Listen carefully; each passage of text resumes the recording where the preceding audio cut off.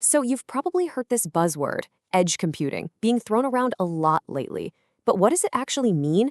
And maybe more importantly, why is this technology literally set to change how our cars drive, how our factories run, and even how our smart devices think? Let's break it all down. For well over a decade, the cloud has been this amazing, powerful, centralized brain behind our entire digital world. But just think about it for a second.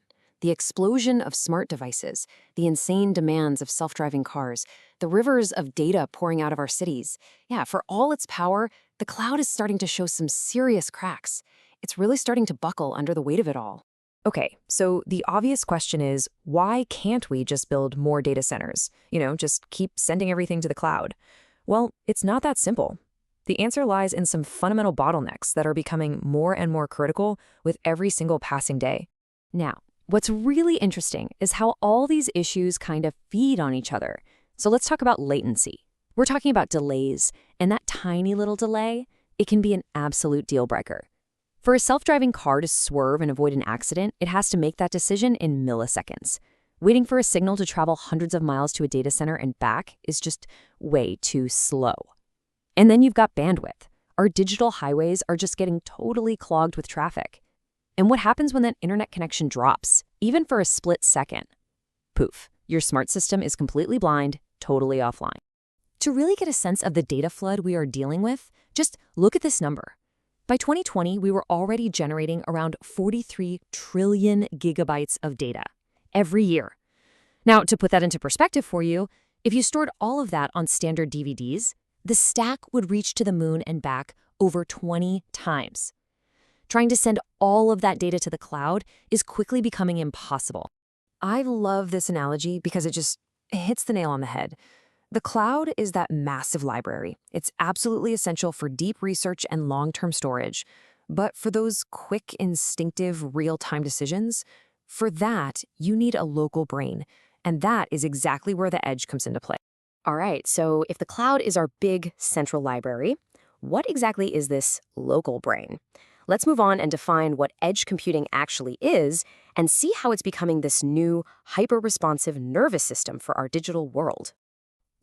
At its heart, edge computing is a really simple but kind of radical idea. It's all about one thing: proximity.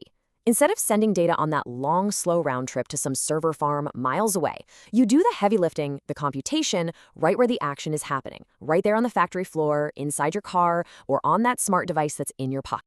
And you can think of it like this, in a few different layers. Way out on the front lines, you've got your edge devices. These are your cameras, your sensors, your phone, and they are creating a constant flood of raw data. That data first hits what we call edge nodes.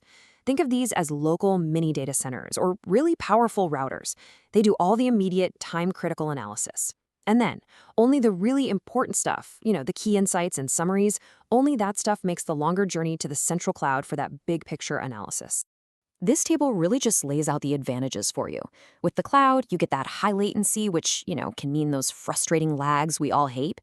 But with the edge, because it's local, you get that near-instant, real-time response that makes things feel seamless.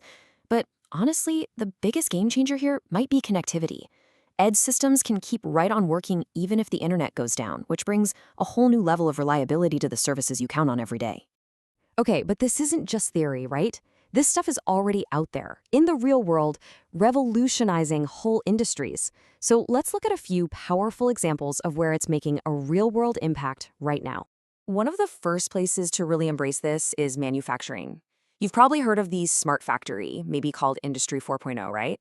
Well, that whole idea is about making production faster, safer, and way more efficient. And the speed and reliability of the edge is the key that unlocks that whole vision. And this is where it gets really cool. With predictive maintenance, imagine sensors on a machine analyzing vibrations right there on the spot and flagging a problem before it turns into a catastrophic, incredibly expensive breakdown. Or think about lag-free augmented reality, where a technician wearing smart glasses gets real-time instructions overlaid on their vision to fix a complex engine. It's like an expert is standing right there with them. And of course, the impact of this goes way beyond the factory floor. When you get into areas like transportation and healthcare, that instant response time, well, it's not just about efficiency anymore. It can literally be a matter of life and death. So let's think about why the edge is so critical here.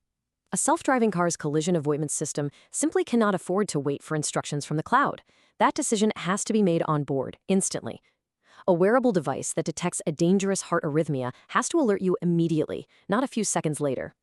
It's in these critical moments, these split seconds where every millisecond counts, that the edge proves its incredible worth. So what's happening today is already pretty amazing. But what's next? Where is all of this heading?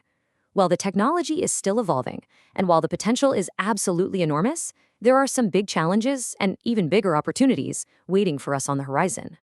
This gives us a great map for the road ahead. On one side, you've got some pretty big hurdles we still need to clear, like security and standardization. But on the other side, if we can solve those problems, man, the opportunities for innovation are just mind-blowing. And the big challenge is pretty obvious, right? It's one thing to secure a handful of giant data centers, but how in the world do you secure thousands or even millions of little devices scattered all over the world? But the opportunities are just as compelling. We're seeing the rise of new, lightweight AI algorithms designed to run on small devices, and even these wild ideas like a marketplace where your car could literally buy processing power from a nearby smart lamppost to help it navigate. It is a whole new frontier. And really, that brings us to the final and maybe the most important thought here. As everything around us gets more connected, more intelligent, this question of where that intelligence lives becomes incredibly personal. So, as your world gets smarter, where do you want those decisions being made? Miles away in a data center, or right there, right beside you? That's the question we'll all need to think about as we move deeper and deeper into this new era.